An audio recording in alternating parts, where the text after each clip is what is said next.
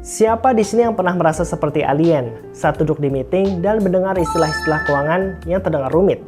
Tenang, kalian tidak sendirian. Selamat datang di channel kami, tempatnya kamu menjadi lebih pintar tentang keuangan bisnis. Hari ini kita akan bahas tuntas soal istilah-istilah keuangan yang sering bikin kita penasaran di meeting.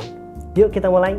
Pernah nggak sih kamu merasa kayak di tengah hutan belantara saat dengerin istilah-istilah keuangan dalam meeting?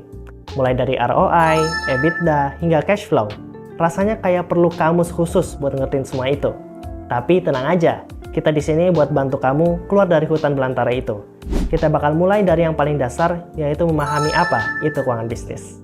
Pertama, kita bahas soal cash flow atau aliran kas. Gampangannya, ini kayak cek saldo di dompet kamu, tapi versi bisnis. Pengen tahu bisnismu sehat atau enggak? Cek cash flow-nya. Kalau lebih banyak uang keluar daripada masuk, wah, alarm buat cek ulang strategi bisnismu nih. Selanjutnya ada ROI atau Return on Investment. Ini sih gampangnya, ngukur seberapa cuan investasi yang kamu tanam di bisnismu. Semakin tinggi ROI, semakin baguslah investasinya. Terus, kita juga sering dengar soal EBITDA, yang singkatan dari Earnings Before Interest, Taxes, Depreciation, and Amortization. Ini adalah cara untuk mengukur kinerja keuangan tanpa harus terpengaruh oleh faktor eksternal. Jadi, bisa dibilang ini adalah keuntungan sebenarnya dari operasional bisnismu. Nah, sekarang kamu udah paham beberapa istilah dasar. Kita lanjut ke laporan keuangan. Ini adalah report card-nya bisnismu.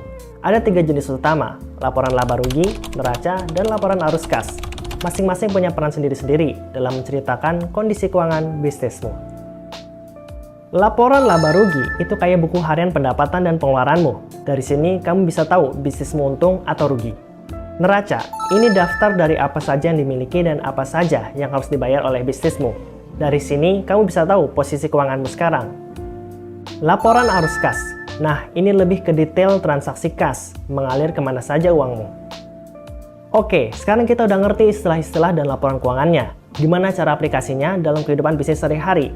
Pertama, jangan takut buat tanya atau minta penjelasan saat ada istilah yang belum kamu pahami.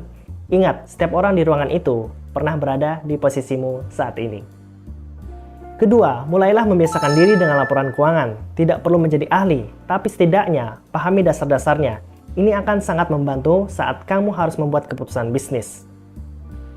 Dan terakhir, selalu update pengetahuanmu tentang keuangan bisnis. Dunia bisnis itu dinamis. Jangan lupa untuk like, share, dan subscribe jika kamu menemukan video ini bermanfaat. Tinggalkan komentar tentang topik apa lagi yang ingin kamu pelajari. Sampai jumpa di video berikutnya. Tetap semangat dan sukses selalu.